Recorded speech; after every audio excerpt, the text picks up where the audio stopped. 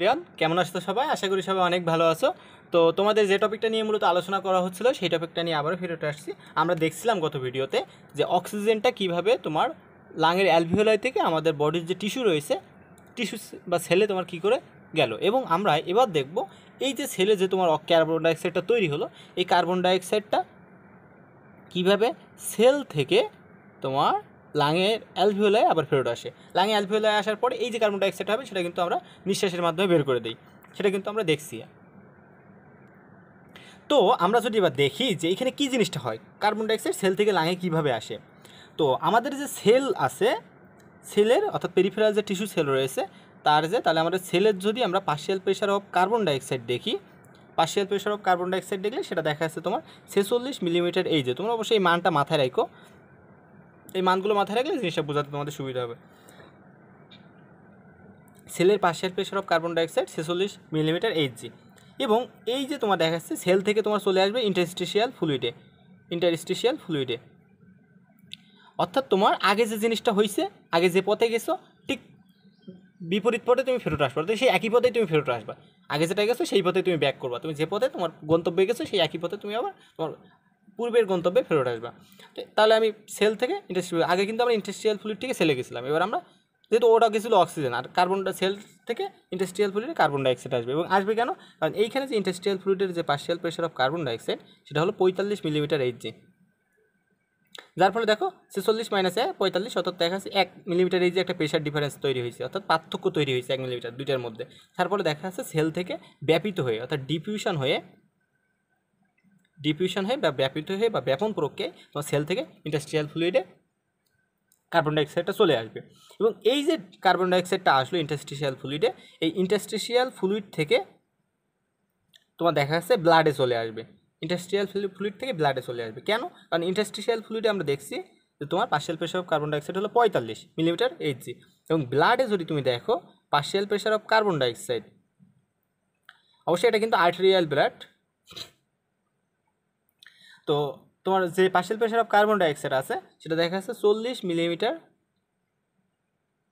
Hg, partial pressure of ব্লাডের হলো 40 millimetre Hg. তো দেখো 45 মাইনাস 40 5 মিলিমিটার এইচজি একটা পার্থক্য তৈরি হয়েছে, যার ফলে দেখা যাচ্ছে ইন্টারস্টিশিয়াল ফ্লুইড থেকে তোমার ব্লাডে কার্বন ডাইঅক্সাইডটা ব্যাপিত হয়ে চলে আসবে। এরপরে যেটা সবচেয়ে গুরুত্বপূর্ণ সেটা হলো ব্লাড ট্রান্সপোর্ট। কীভাবে তোমার ট্রান্সপোর্ট অফ CO2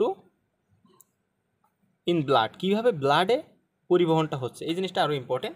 তো এইখানে 3টা ফর্মে হয়। একটা ফর্ম হলো তোমার ইনডিজলভ স্টেট, অর্থাৎ তোমার দ্রবীভূত হয়ে যাবে, তো দ্রবীভূত হয়ে যাচ্ছে অর্থাৎ তোমার এখানে যে পার্শিয়াল প্রেশার অফ কার্বন ডাইঅক্সাইডের কারণে ওই অক্সিজেন অণুটা দ্রবীভূত হয়ে তোমার প্লাজমার সাথে চলে আসছে। একভাবে পরিবহন হইতে পারে। আরেকভাবে পরিবহন হতে পারে তোমার দেখা যাচ্ছে bicarbonate form, in the form of bicarbonate অর্থাৎ বাইকার্বনের রূপে হতে পারে। তো বাইকার্বনের রূপে যদি তোমার আরবিসিতে হয়, আর একটা হতে পারে প্লাজমা দ্বারা।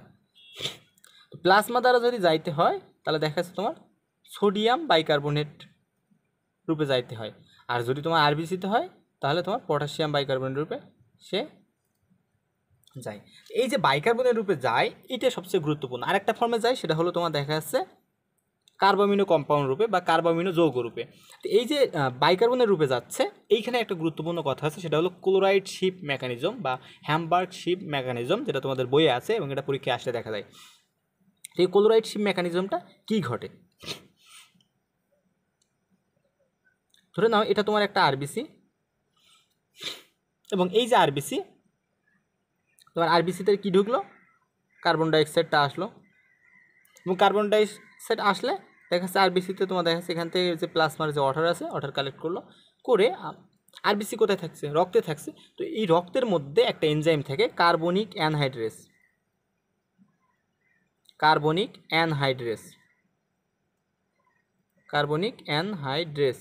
এই যে কার্বনিক অ্যানহাইড্রেস এটা কিন্তু আরবিসিতে বেশি থাকবে, অর্থাৎ তোমার ব্লাডে সেলে বেশি থাকবে। এটা কিন্তু তোমার প্লাজমাতে কম থাকে কার্বনিক অ্যানহাইড্রেস এনজাইমটা।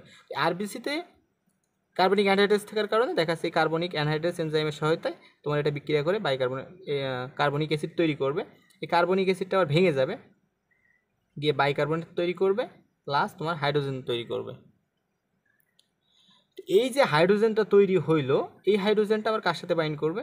এই হাইড্রোজেনটা তোমার দেখা যাচ্ছে হিমোগ্লোবিনের সাথে বাইন্ড করবে, করে হাইড্রোজেন হিমোগ্লোবিন তৈরি করবে। এই তো হাইড্রোজেন হিমোগ্লোবিন তৈরি করলো, ইজি জিনিস, কিন্তু হাইড্রোজেনটা এসে হিমোগ্লোবিনের সাথে বাইন্ড করে হাইড্রোজেন হিমোগ্লোবিন তৈরি করলো।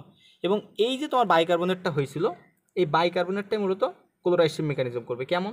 ধরে নাও এই সময় মেকানিজম ঘটবে, তো এইখান থেকে দেখা যাচ্ছে একটা ঢুকবে একটা বেরোবে। তো এই যে বাইকার্বনেট ছিল এটা তোমার বডি থেকে বের হয়ে যাচ্ছে এবং এইখান থেকে ঢুকবে তোমার যে বডি ফ্লুইডে বা প্লাজমাতে যে ক্লোরিন ছিল ওই ক্লোরিনটা এর ভিতরে ঢুকে যাবে। তো এই ক্লোরিন ঢুকছে আরবিসিতে আর বাইকার্বনেট বের হচ্ছে। এই যে এক্সচেঞ্জ মেকানিজম এটাকে আমরা বলি মূলত ক্লোরাইড শিপ মেকানিজম, বা এটা হ্যামবার্গ তৈরি করছিল, মানে প্রথম এটা পর্যবেক্ষণ করছিল, এই কারণে এটাকে বলা হয়েছিল হ্যামবার্গ মেকানিজম বা হ্যামবার্গ শিপ মেকানিজম। তো এই বাইকার্বনেটের পরিবর্তে ক্লোরিনটা তোমার এক্সচেঞ্জ হবে। আচ্ছা, এখন কথা হলো এই তো হলো, আর এটা তো আরবিসিতে গেল। আর প্লাজমাতে কী হবে? প্লাজমাতে যেহেতু তোমার দেখা যাচ্ছে কার্বনিক অ্যানহাইড্রেস এনজাইম তেমন থাকে না, তো বাইকার্বনেট তৈরি করতে পারে না বেশি, যার ফলে দেখা যাচ্ছে খুব কম পরিমাণে তোমার এখানে বাইকার্বনেটটা তৈরি হয়। এবং এক্ষেত্রে যেটা দেখো ইনডিজলভ স্টেজে 7% মতো তোমার দেখা যাচ্ছে পরিবহনটা হয়। বাইকার্বনের রূপে দেখা যাচ্ছে 70% মতো হয়, যদি তোমাদের বই একটু ডাটা চেঞ্জ করা দিয়েছে, উপরে ক্লাসের বইগুলোতে 70, এখানে 7%। আরেকটা আছে কার্বামিনো যৌগরূপে, কার্বামিনো যৌগরূপে বা কার্বামিনো কম্পাউন্ড রূপে। তো এক্ষেত্রে কার্বামিনো কম্পাউন্ড রূপে যেটি বলো, কার্বামিনো কম্পাউন্ড রূপে প্রায় 23% তোমার এটা ট্রান্সপোর্ট হয়। তো কার্বামিনো কম্পাউন্ড রূপের ক্ষেত্রে কি হয়? এই ক্ষেত্রে তোমার দেখা যাচ্ছে যে হিমোগ্লোবিনটা থাকে, তোমার যে কার্বন ডাইঅক্সাইডটা থাকে, কার্বন ডাইঅক্সাইডটা হিমোগ্লোবিন এর সাথে বাইন্ড করে। তো এই ক্ষেত্রে যেটা হচ্ছিল তোমার অ্যামিনো হিমোগ্লোবিনের সাথে তোমার দেখা যাচ্ছে বিক্রিয়া করে ফেললো, ফেললে কেমন তৈরি করে? তোমার দেখা যাচ্ছে হিমোগ্লোবিন থাকলো আর এখানে এনএইচ থাকলো, বা তোমার দেখা যাচ্ছে এখানে একটা হাইড্রোজেন চলে যায় আর এখানে এই COOH তৈরি হয়। তো এই যে একটা কার্বামিনো কম্পাউন্ড তৈরি করলো, এই কার্বামিনো যৌগরূপে তোমার এই কার্বন ডাইঅক্সাইডটা ট্রান্সপোর্ট করে। তিনটা ওয়ে দেখলাম, ডিজলভ স্টেটে, কার্বামিনো কম্পাউন্ড রূপে আর বাইকার্বনেট রূপে, তিনটা রূপে তোমার ট্রান্সপোর্ট হয়। এরপরে তাহলে আমাদের কার্বন ডাইঅক্সাইড যেহেতু তোমার দেখা যাচ্ছে চলে আসলো কোথায়? আমার কিন্তু অক্সিজেন থেকে মানে ব্লাডে ট্রান্সপোর্ট হওয়ার প্রসেসটা শেষ। এখন কথা হলো এই যে ব্লাড ছিল, ব্লাড থেকে আমার অ্যালভিওলাইয়ের মধ্যে যাওয়া লাগবে। তো ব্লাড থেকে যদি অ্যালভিওলায় যাইতে হয় তাহলে দেখো এই যে ব্লাডের মধ্যে যখন ছিল তখন দেখা যাচ্ছে এর partial pressure of carbon dioxide ছিল হলো 45 মিলিমিটার এইচজি। যখন এটা আর্টেরিয়াল ব্লাড বা আর্টেরিয়াল এন্ডে, অর্থাৎ আর্টারি বলতে তোমার ধমনী বোঝাচ্ছে, তো ধমনীর মধ্যে যখন ছিল সেটা হলো 45 মিলিমিটার এইচজি। এবং যখন দেখা যাচ্ছে ব্লাড থেকে দেখা যাচ্ছে এটা ব্লাড থেকে যখন তোমার চলে যাবে কি লাঙের অ্যালভিওলাইতে, তো লাঙের অ্যালভিওলাইতে তোমার যে partial pressure of carbon dioxide সেটা হলো 40 মিলিমিটার এইচজি।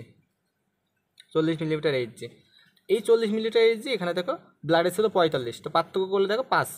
তো এই যে পার্থক্যটা হলো যার ফলে দেখা যাচ্ছে এক জায়গায় বেশি এক জায়গায় কম, এই পার্থক্যের কারণে তোমার যে আর্টেরিয়াল যে ব্লাডটা ছিল কার্বন ডাইঅক্সাইড, ওই ব্লাডের মধ্যে যে কার্বন ডাইঅক্সাইডটা ছিল সেটা তোমার লাঙের অ্যালভিওলের মধ্যে ব্যাপন হয়ে বা ব্যাপিত হয়ে চলে আসবে।